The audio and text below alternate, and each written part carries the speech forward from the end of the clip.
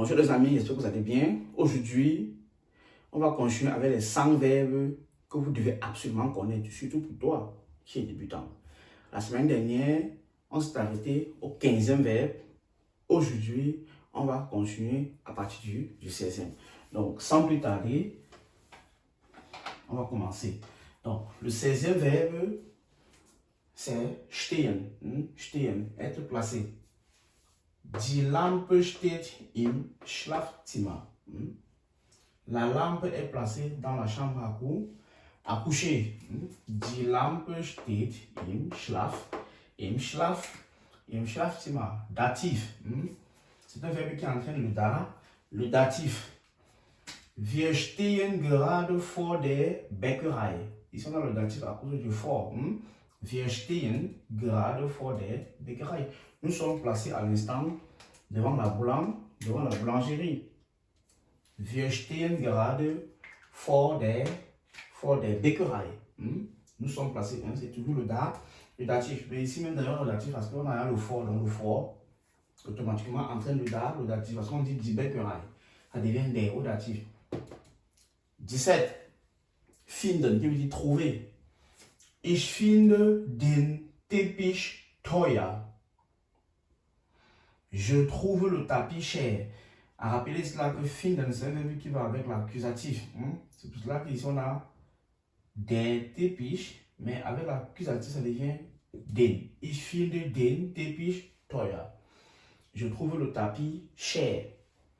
Wie findest du Deutschland? Comment trouves-tu l'Allemagne? Wie findest du Deutschland? Wie findest, deuxième personne, du, Deutschland. 18e. Liegen, se situer. Liegen, se situer. C'est un verbe également qui entraîne le datif. Liegen entraîne le datif. Être situé, vous voyez que c'est quelque chose de fixe. Donc, der Schlüssel liegt auf dem Tisch. La clé se situe sur la table. C'est pour ça d'ailleurs qu'à cause de ça, du fait qu'on a liegen, là c'est le datif. On a auf qui est une wechselpräposition, je ferai une vidéo là-dessus. Donc, la clé se situe sur la table. Der Schlüssel liegt auf dem Tisch. Mein Sohn liegt im Bett. Vous voyez? Mon fils se trouve au lit. Vous voyez, à cause de liegen, on a ici datif. Also das Bett wird dem. Donc, in plus dem, ça fait im. D'accord? In. Je rappelle que le im, c'est in plus dem. Très bien. 19e verbe, heißen, s'appeler. Wie heißen Sie? C'est un verbe très standard. C'est l'une des premières phrases qu'on pose en allemand. Après d'avoir dit Guten Tag, Guten Morgen, pour apprendre à connaître jemanden kennenzulernen, fragt man, wie heißen Sie? Wie heißt du? Ja? Wie heißt du? Comment t'appelles-tu? Comment vous vous appelez? Ici, c'est le Persil. Was soll das denn heißen? Was soll das denn heißen? Les Allemands disent beaucoup ça. Qu'est-ce que ça signifie alors? Mais qu'est-ce que ça veut dire en quelque sorte? Mais qu'est-ce que ça veut dire? Was soll das denn heißen? Nous avons atteint le 19e, donc on va rapidement passer au 20e. La suite dans un instant. Le 20e verbe c'est denken, penser. Was denkst du? Que penses-tu? Was denkst du? Ich denke, dass Deutsch einfach ist. Je pense que l'allemand est facile. Je sais qu'il y a des gens qui vont dire que wie, ja, es kommt drauf an, wie du lernst. Ich denke, dass Deutsch einfach ist. Ça c'est ce qu'on appelle le das Satz. Ça renvoie le verbe à la fin. Vous voyez, ist. 21e verbe. Nehmen, prendre. Was nimmst du? Was nimmst du? Que prends-tu? Par exemple, im Restaurant. Ja? Was nimmst du oder was nehmen Sie? Ich nehme ein Brötchen mit Wurst. Je prends un petit pain avec de la saucisse. Ja? Ich nehme, vous voyez, c'est un verbe irrégulier. Das ist ein starkes Verb. Vous voyez, ça change à la deuxième personne du singulier. Was nimmst du? Maintenant on dit ich nehme. Ich nehme ein Brötchen mit mit Wurz. 22. Tun, qui veut dire faire, c'est pas machen. Tun et faire. Was kann ich für Sie tun? Que puis-je faire pour vous? C'est pas was kann ich für Sie machen. La différence entre tun et machen, c'est que machen, c'est quelque chose de concret et tun, c'est quelque chose d'assez virtuel. Que puis-je faire pour vous? Hein?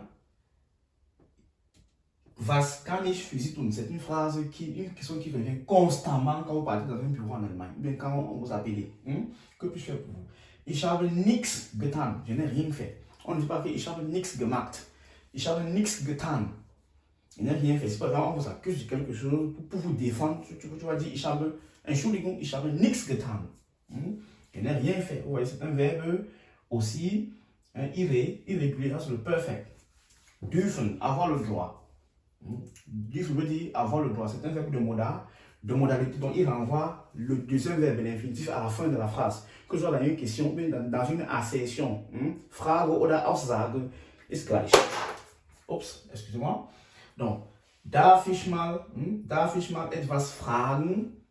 Puis-je vous poser une question, bien puis-je vous demander quelque chose? Ce que ça veut dire, darf ich mal etwas fragen? Man darf hier nicht rauchen. On n'a pas le droit de fumer ici. Man darf hier nicht rauchen.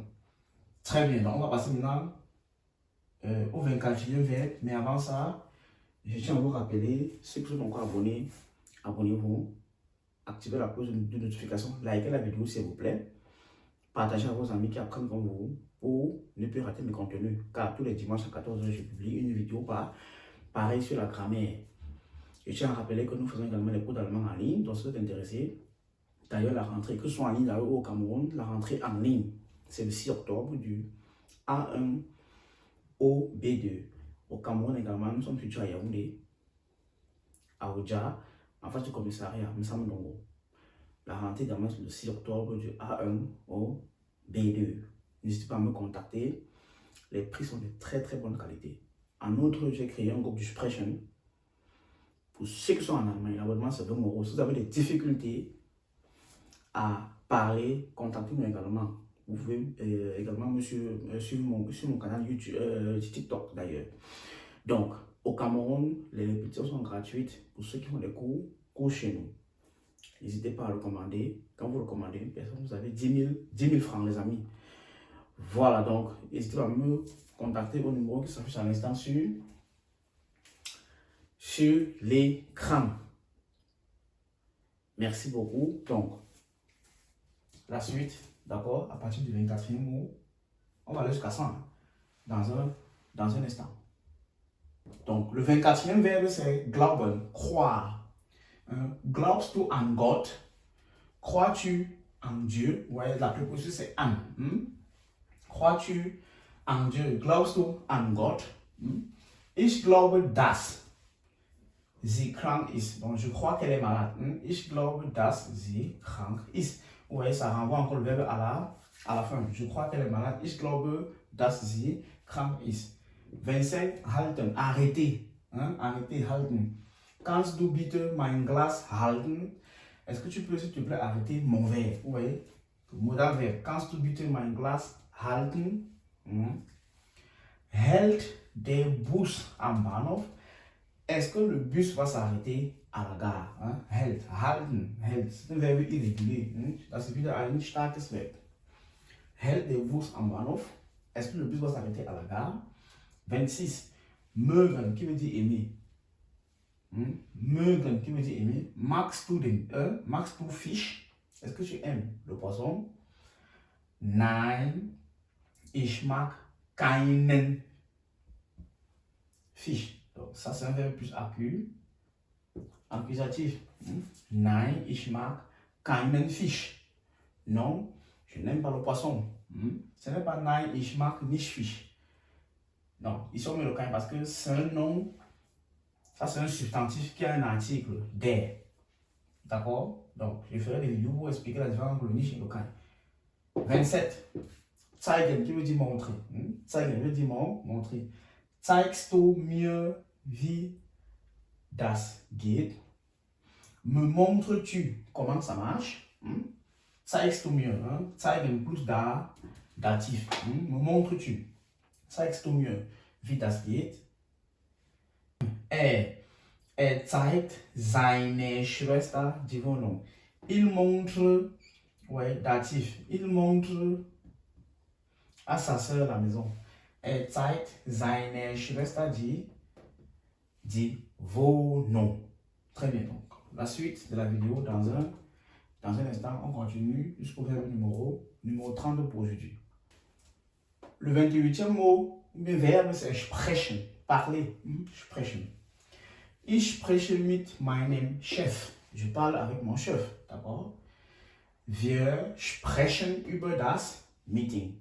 Nous parlons de. Mais nous parlons du meeting. Wir sprechen, c'est un verbe à plus préposition. Donc, wir sprechen über das Meeting. Nous parlons du meeting. Nous parlons du meeting. 29. Bringen. Bringen. Apporter. Mais amener. Ich bringe die Kinder zum Kindergarten. J'amène les enfants au Kindergarten.